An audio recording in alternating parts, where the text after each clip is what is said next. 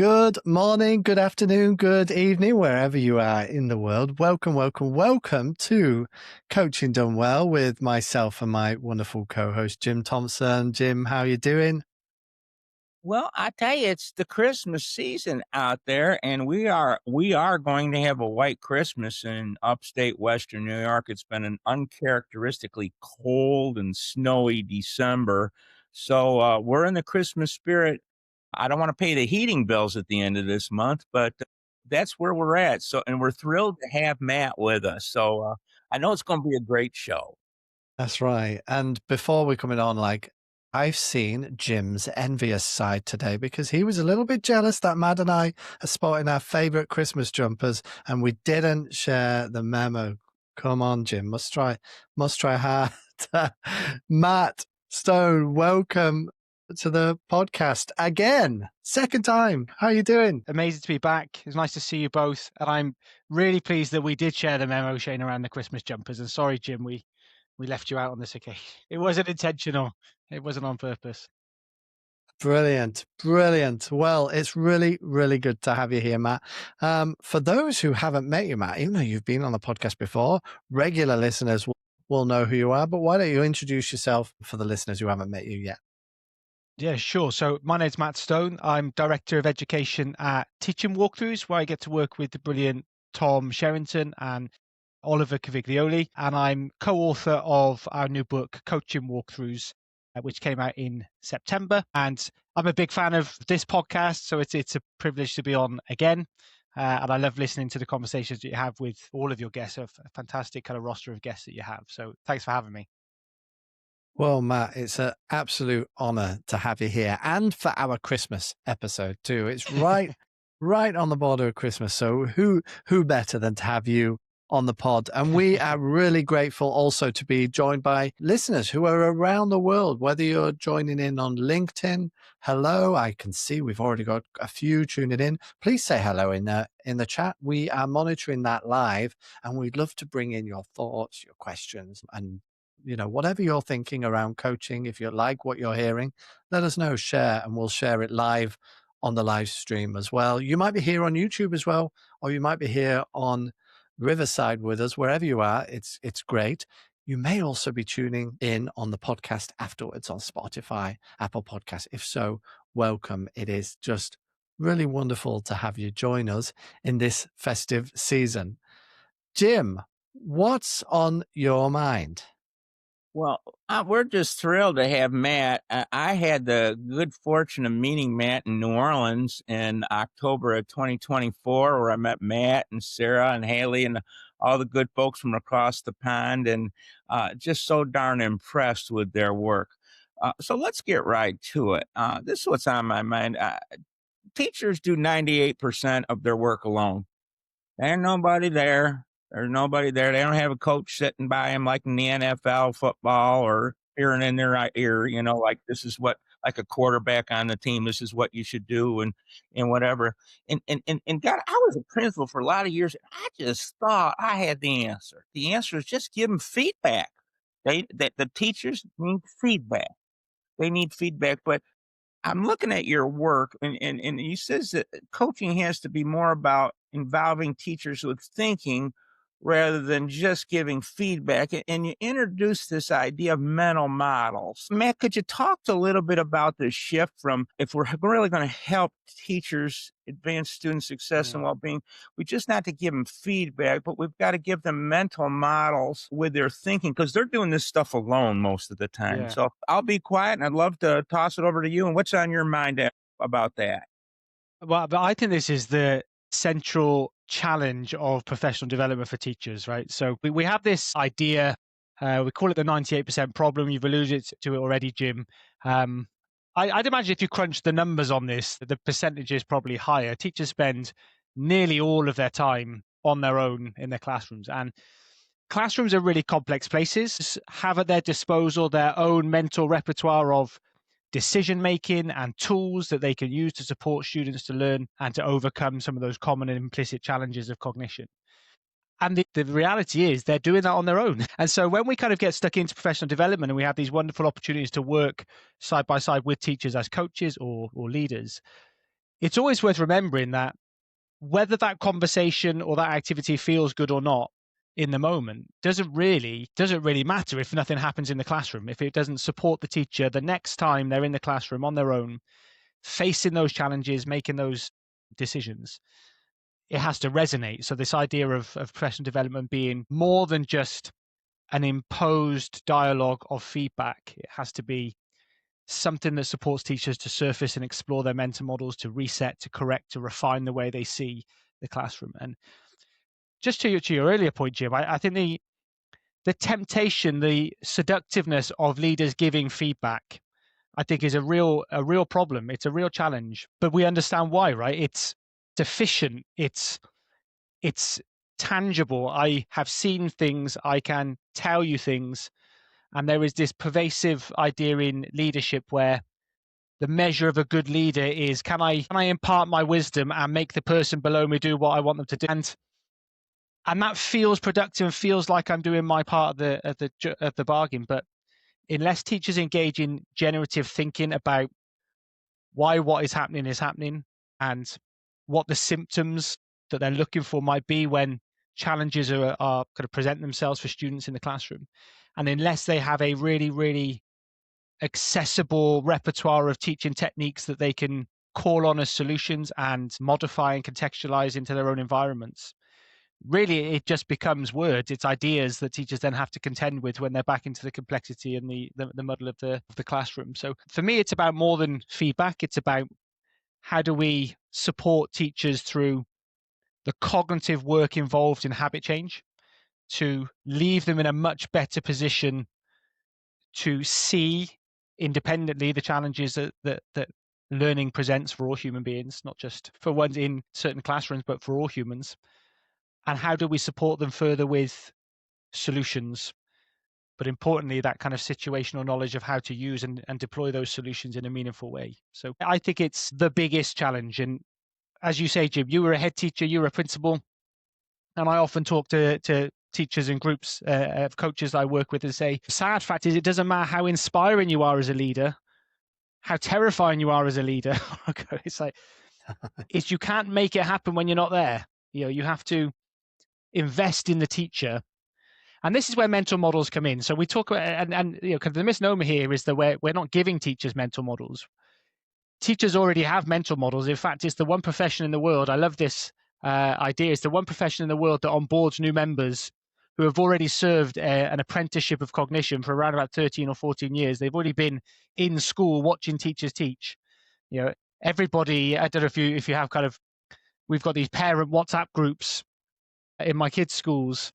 And trust me, everyone knows how to run a school. Everyone knows how to do it because they've all been in school. And we don't have the same, that doesn't happen in other professions. Like everybody's got this idea of what effective teaching looks like because they've all seen good teachers at work or what they perceive to be good teaching at work. And so sometimes, Jim, it's the mental models that teachers already possess that become problematic.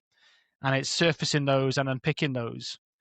The way that we think about the classroom and the practice in the classroom determines how we act and what we do. So it's no good just trying to give feedback and hoping things will change. We have to work with the teacher to help surface and refine and pick those mental models so that they're confident in assessing their environment and deploying approaches and strategies and techniques in the right, best possible way for their students. This is a powerful eureka for me. It really is. Let me throw one more question at you, and then we're going to get Shane in to react. I was working with a bunch of coaches in the last month or two, and I says, well, where is learning breaking down most frequently? And they looked at me like, well, you're all kind of old, Jim. Don't you? That's kind of easy answer. Are you kind of old? We don't want to talk about that one, Jim. Kids' behavior is crazy. It's terrible. We don't want to hear about nothing about this coaching stuff. This is terrible. The behavior is beyond the pale. The other day I was responding to, I think, a really positive piece in LinkedIn where the lady was talking about we need to get tier one quality coaching, and I said, so I made the comment, I said, yeah, we got to get back to good first teaching, my old school term of good first teaching. And a teacher responded to, how are you supposed to do that when the kids are throwing F-bombs at you minute by minute?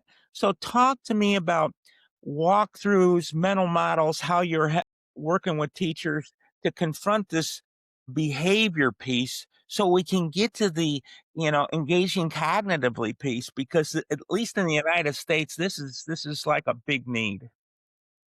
Well, it is all over, Jim. It is in the UK too. It's a challenge, and for me, it's about breaking behaviour down into its component parts and think about what causes misbehaviour. Now, some of those variables are things that might well be beyond the reach of the teachers and a coach and a school, and you have to look at the social factors that kind of have an influence there. And I suppose as a pedagogical coach, our remit is limited.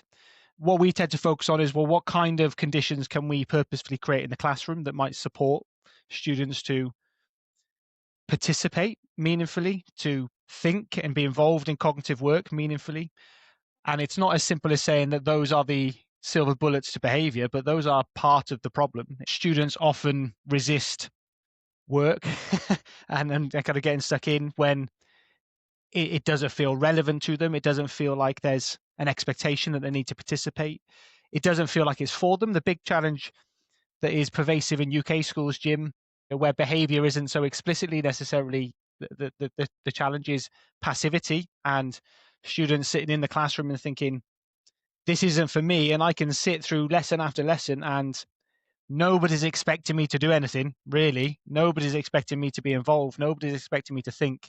Nobody's checking what I've learned. And so from a Walkthrus perspective, what we really focus on is what's upstream when it comes to the things that are in the power of the teacher to influence. Creating conditions in the classroom where classrooms are inclusive in the sense that every student is expected to participate and there are clear expectations and routines around participation. The participation on its own isn't enough, that every student is required and supported to engage in deep thinking, not just those who want to opt in, but everybody. There's accountability around thinking and attention as part of the kind of fabric of the lesson. The checking for understanding is routine and systematic, so that students are constantly required to demonstrate what they've been thinking about and what they've learned. And that those routines become predictable and familiar for students and consistent across an organization, so that it becomes the norm for students, and students kind of respond really, as we know, really well to whatever the perceived norm is, the social norm is. So I wish there was a silver bullet, Jim, but the other kind of point I'd add to that is, when a teacher, and we've worked with teachers who are in this camp, when a teacher is really, really struggling with managing student behavior, that's exactly when they need coaching. That's not the time to say, here's something else, because that's the hardest part, is kind of building those conditions, establishing those expectations, making sure there's some assertiveness in the classroom. That's the hardest part. And I often talk about this and this is really where our work comes in. We work with schools, organizations, teachers, leaders across the world in lots of different settings and contexts, some of which behavior is the least of their worries.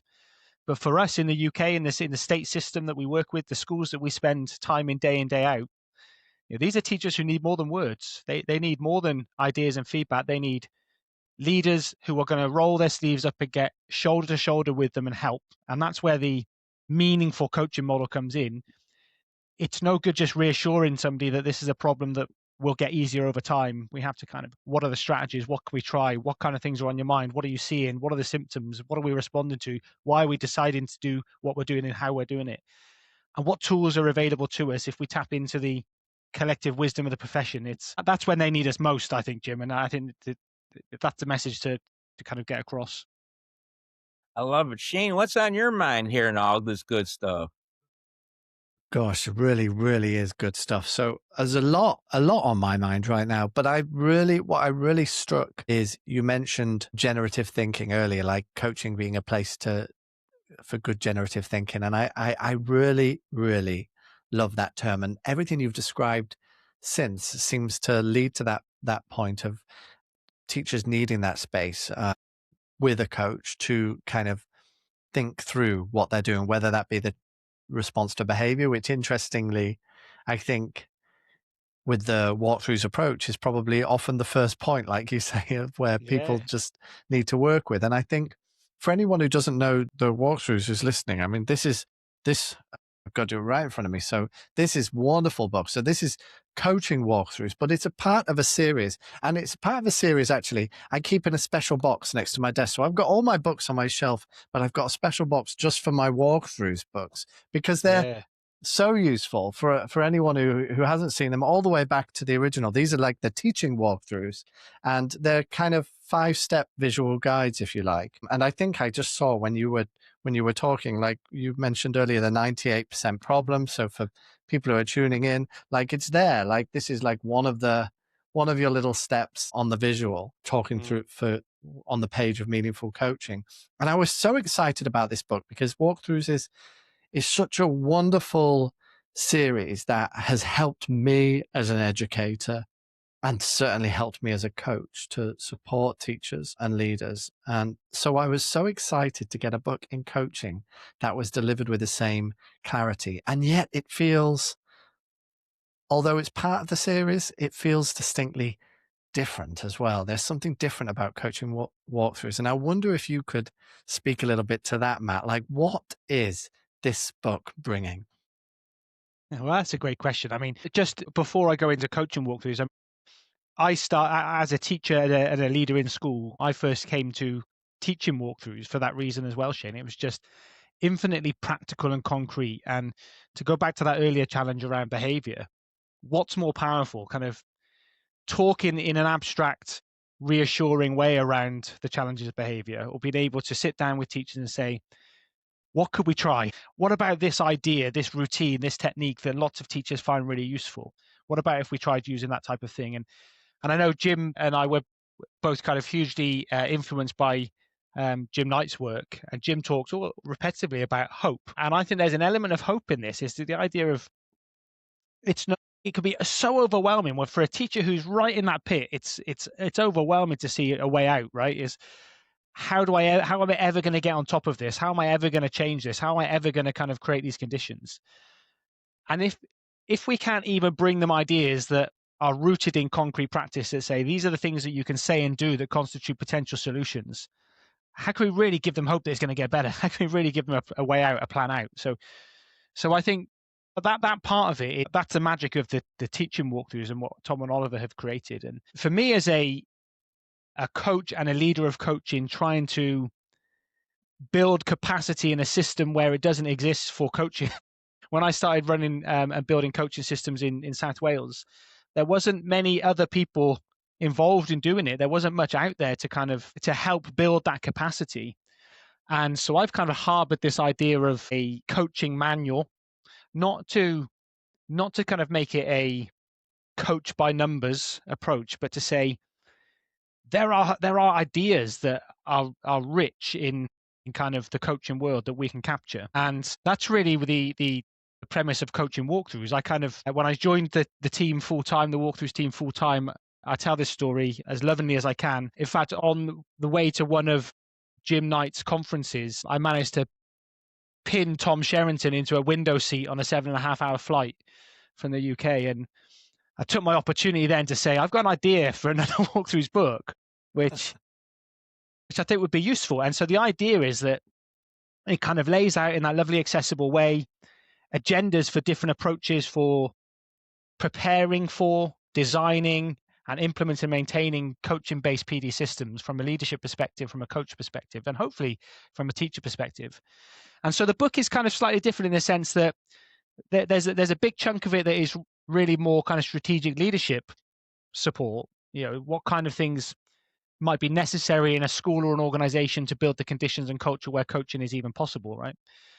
And then some of it is, a big chunk of it are practical tools for coaches, whether you're an experienced coach or a new coach, or you're leading from a coaching perspective. Things like how to run really effective training workshops, how to organize coaching conversations in a productive way, how to kind of make decisions around configurations, whether we're going to be coaching in teams, in one-to-ones, in triads, how to model and provide opportunities for rehearsal and practical rehearsal. And really the things that you've spoke about already, Shane, how to create these systems where teachers can engage in what I refer to as the sweet spot of meaningful coaching, where the stuff that is happening feels relevant to them and personal to them, but affords time and space for it to be a cognitive process, so that they can think generatively and deeply about their practice and what the solutions might look like. They can take ownership of them.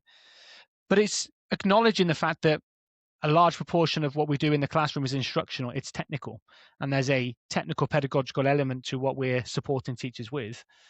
And so that's where the idea of supporting instruction and feedback and modeling and rehearsal comes in. So there's lots of guides around that. So I'm sure it does feel different. It's a different type of book. It's got a slightly different remit, but hopefully it borrows some of the traits that make it quite accessible and useful to schools. Yeah, absolutely. It absolutely does. I think it retains that classic Teaching Walkthrus accessibility, but I also found in this book, and I've read it a few times now, because there's a narrative structure which I really enjoyed in the book. Like, and as coaches out there, you have to read this. It's written very differently to any other coaching methodology book out there, and it's really useful. And what I particularly love is that, having read it as a narrative and thought so much about it, you then can so easily and accessibly go back to those points when they just come to mind, and then just look at those 5 steps and check in with yourself on your own coaching. I'm so incredibly grateful that you were sat with Tom and managed to squeeze him into the idea of writing this book. Very little choice. He had very little choice.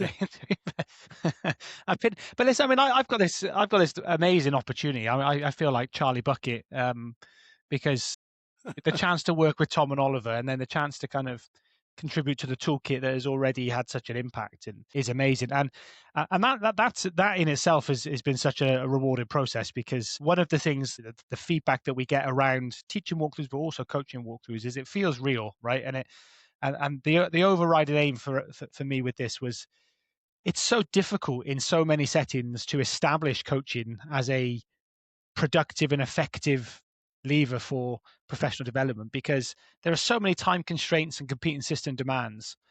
And so what we wanted to lay out were options, not a concrete, it must be done like this, it should look like this, it should look like this, but this idea that naturally any system is going to look different in implementation depending on the kind of constraints of the setting.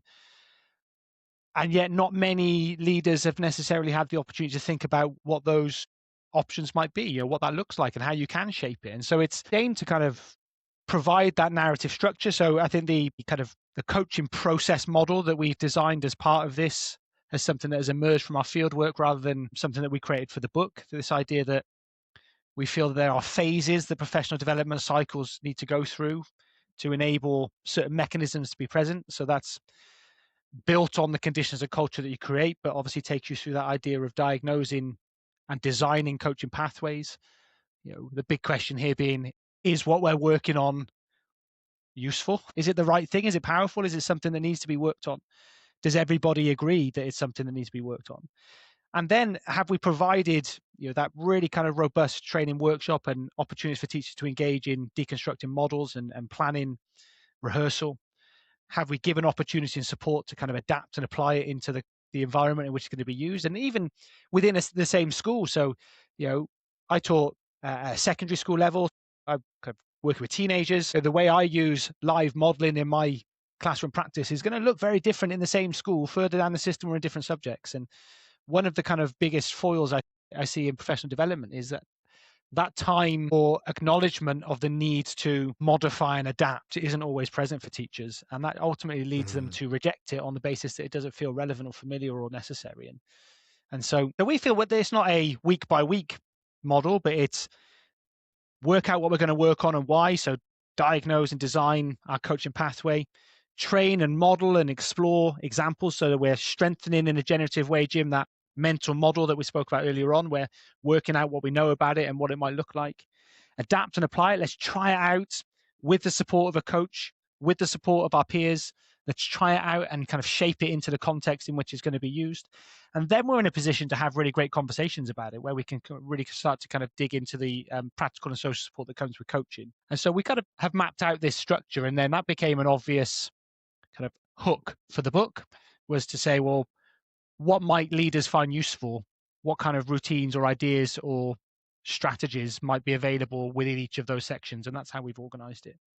Lovely. Matt, I just love everything. This is like a feast, a holiday feast for us here. But a couple decades ago, I was fortunate to work with an iconic figure in education, Dr. Madeline Hunter, with her essential elements of instruction. And probably the greatest gift that Dr. Hunter shared with us was a common language. If we're going to have Yeah. conversations about getting better, we ought to have common language. So just to take some of the stuff that you've talked about, it says sustainable improvement in teaching practice doesn't happen overnight.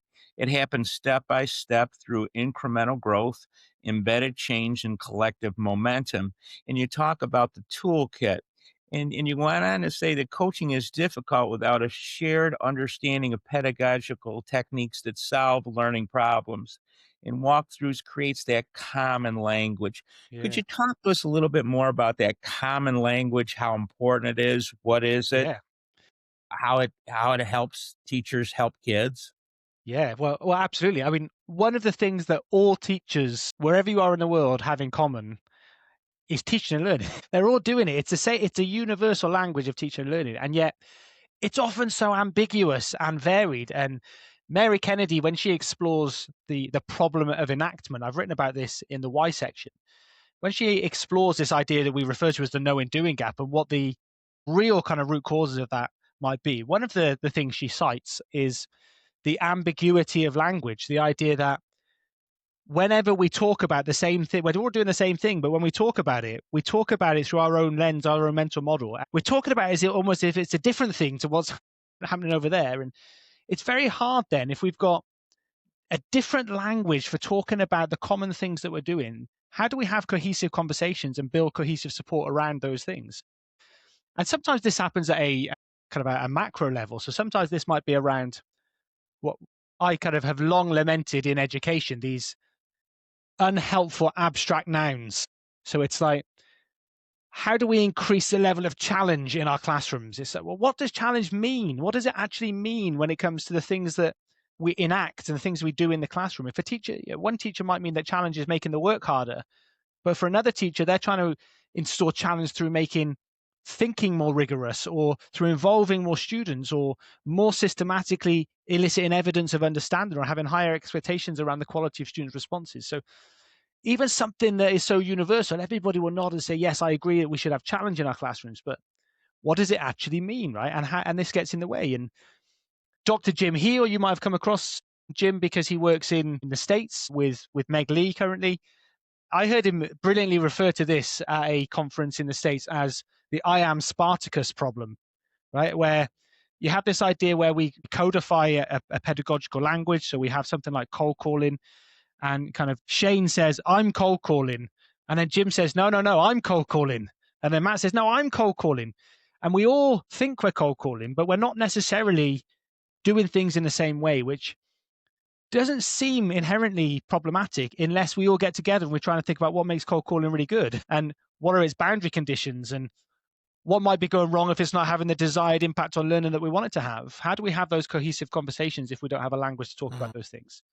And so walkthroughs as a concept provides that language. It's a playbook. It provides a common language, a starting point for those discussions, an agenda for professional dialogue. And it means that it's not about Shane's version of cold calling is right and Jim's version is wrong. It's, well, let's use this starting point as a common reference so that when we're talking about this, we're talking about the same thing.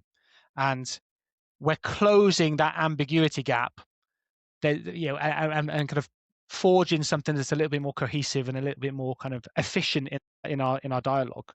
So that's really what I try to do with coaching as well. There's a huge saturation of language in coaching. Even something that played on my mind as we were writing the book, the differences between lesson study, observation, learning walk, lesson visit, drop-ins, like reality checks. What do they mean if we all interpret different things as the constituent part? How do we get to a point where we're actually doing it and we know we're doing it effectively or well? So it's really about kind of bringing that cohesiveness to the dialogical activity that is associated with professional development.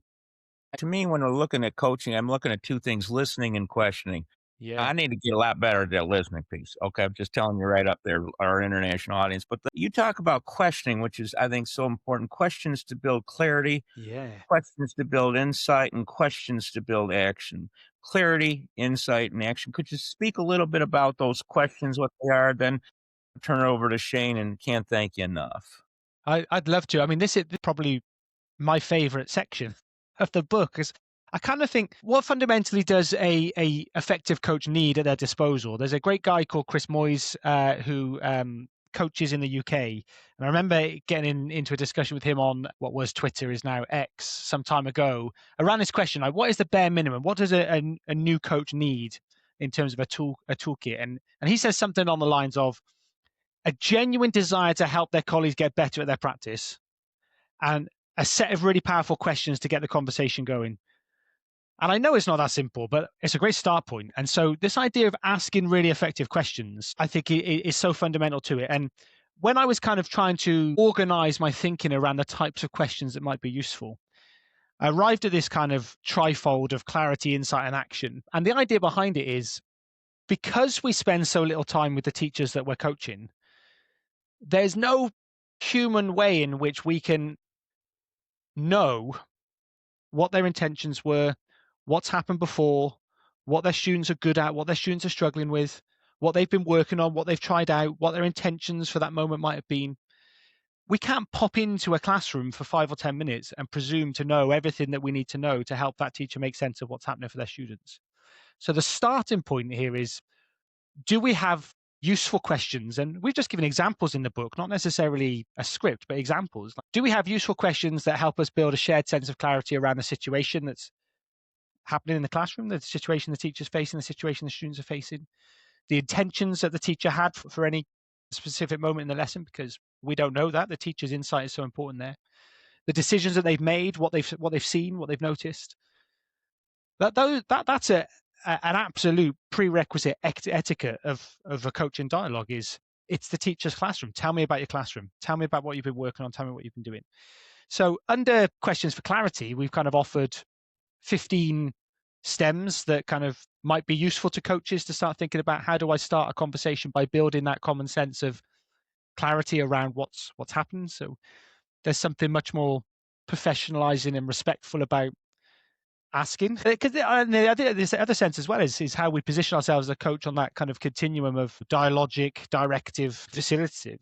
We need to position ourselves where the teacher needs us most, and the only way we know that is if we ask what's there. So that sense of kind of building clarity throughout a conversation is important. Building insights is around how we stimulate the cognitive work necessary to begin the journey of habit change. So it's a shared process. What has the teacher seen from their own observations of their own classroom, their own students? What have they noticed? What have they picked up? What has the coach noticed that might be useful, and when appropriate, how would they share those observations? And then some useful questions to kind of stimulate some insight. So, I'm a massive fan of scaling-based questions. Although Shane and I have had a really good conversation about how precise these need to be to make them really useful. But scaling and nudging just kind of open up things that maybe the teacher hasn't necessarily seen. And then making sure, and this is the key for us, making sure that the questions don't start and finish with just a nice, the kind of coaching conversations don't start and finish with just a nice chat, that there's action. And the more I work with schools and teachers, the more I kind of am quite direct that action should be for the students. It's how do we make sure that those conversations resonate not just through the teacher, but they land in the classroom for the students, so the students benefit.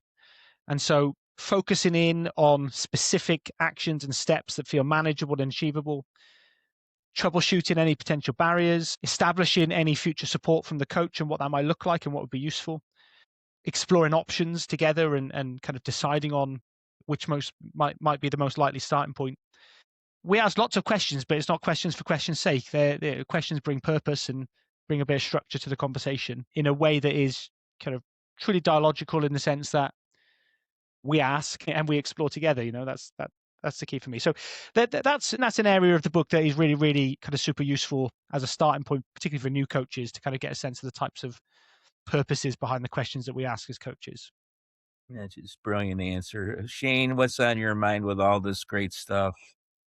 Honestly, really, what a feast. And Jim, you may not know, Matt, as you can tell, is an incredible questioner and listener. And I've been very fortunate. Last time I was with Matt, we were walking around Washington, D.C., and we had some of the most incredible conversations as we were walking around. What a privilege. But what I just loved about what you said is you managed to explain with those three words that you said with such clarity. This conversation has given so much clarity, so much insight, and I feel like a really strong call to action. And that is really exciting, because for me, this book is so important for us, because whereas many coaching books out there, many brilliant coaching books talk about that coaching process, the Coaching Walkthrus, I feel, does this better than anyone else in situating coaching within a shared language starting point, as you said, and a shared language that we need to kind of figure out together. What is our shared language around great teaching and learning, but also around coaching, but not in a fixed way that says we do it this way, but then how does that interact with the context? How do we adapt? You said it beautifully. You said it's the teacher's classroom. And I think your book does a really, really wonderful job of making the link between a shared common language that we can discuss and have really good quality conversations on, but also whilst respecting that it's the teacher's classroom that this is interacting with. And I'm just so thankful, Matt, that you and your team have brought this book into the world. And it gives me a lot of hope for 2020. I'd love to know from you both, like just before we end, like what are you both hoping for as we go into this new year? I wonder, Jim, maybe you could kick us off with that. And Matt, I'd love to hear, what are you hoping for as we go into the new year?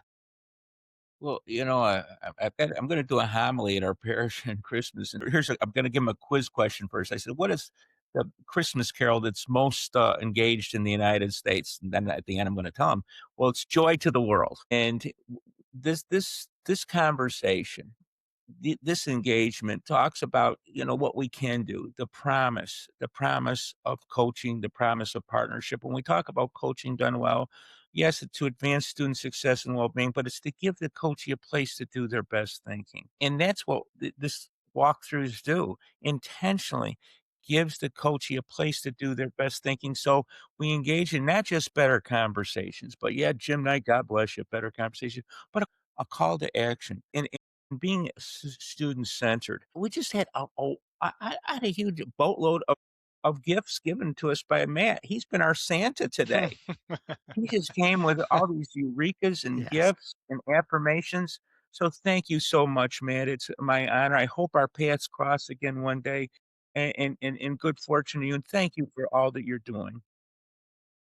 It's my pleasure, and that's so nice to hear. I mean, it's so nice to hear your positive words on the book and the work we're doing, and I love it. I mean, I don't think I've had a chance yet to stop and think about resolutions for 2026, but I certainly will do over the break. And we're just, I mean, and I'm sure I speak on behalf of Tom and Oliver here. We're just blown away by the appetite for the work that we do, the reception of the work that we're sharing it's amazing, and people are really kind of showing and sharing the impact it's having in their schools, and that for us is just, it's amazing. It's so rewarding. So more of the same. We've got lots of exciting kind of developments professionally in the pipeline for 2026. Really kind of building the support that we offer to schools and organizations who work with us and work with our things. So for us, it'll be a busy year of kind of building that toolkit and adding to that and getting to grips with coaching walkthroughs in the real world. I mean, it's amazing. It's only been available since September, and so it's amazing to see in so many people's hands. But for us, it's about where we go next with that and kind of helping schools get to grips with it and use it in the best possible way. So we're really excited. We're really excited by the next couple of years, certainly. Well, thank you so much, Matt. I'm also sharing that excitement, and this conversation has been wonderful. And I think that's, if I was to think about what I was hopeful for in 2026, it would be for more good quality conversations, because for many reasons in the world right now, we need good quality need good quality conversation desperately. And I'm so grateful to you both for giving this opportunity for such a great conversation just 7 days before Christmas. Jim, do you have any final thoughts to close us out today? I just am blessed. A lot of times I get down about craziness of life, but sometimes this is a moment to count your blessings. And I'm blessed to be in this community. Where's the answer? The answer is in the room. And we endeavor to make this room like Cheers, where everybody knows your name and everybody's glad you came. And so I'm blessed to be with this in the partnership and just in awe of the good work that's going on because of people like Matt in classroom after classroom. That's amazing.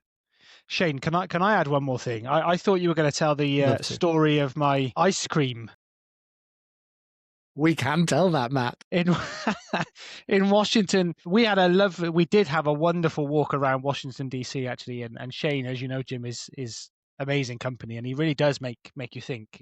We had some deep conversations. But one of the kind of the lowlights of that trip for me was we treated ourselves to these enormous ice creams on a really sunny day, and the ice cream that was in my hand was so heavy. This is portion control in the States, Jim. This is what we're not used to in the UK.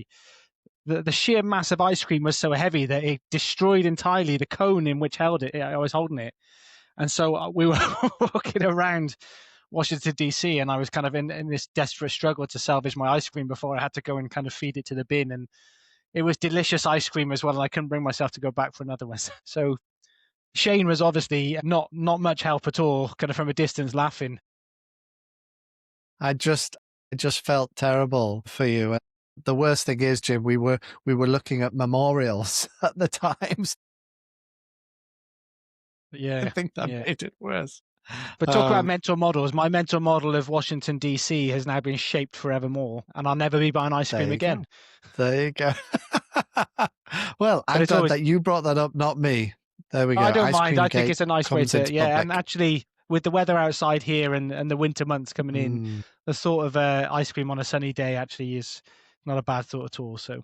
Absolutely. Absolutely. Well, thank you so much to you both. This has just been a gorgeous conversation. And thank you so much for those who are tuning in, whether you're tuning in live on LinkedIn, on YouTube, on Riverside. It is wonderful to have you here. It's also wonderful to know that those of you who are listening into the podcast on Spotify and podcast and Apple Podcasts, it means the world to have a community around us. And we are very, very grateful to share this space with you. So I wish you all a very Merry Christmas and a Happy New Year, and look forward to plenty more conversations in the new year. Thanks, Matt. Thanks, Jim. Merry Christmas. Yeah, Merry Christmas, everyone. Thank you.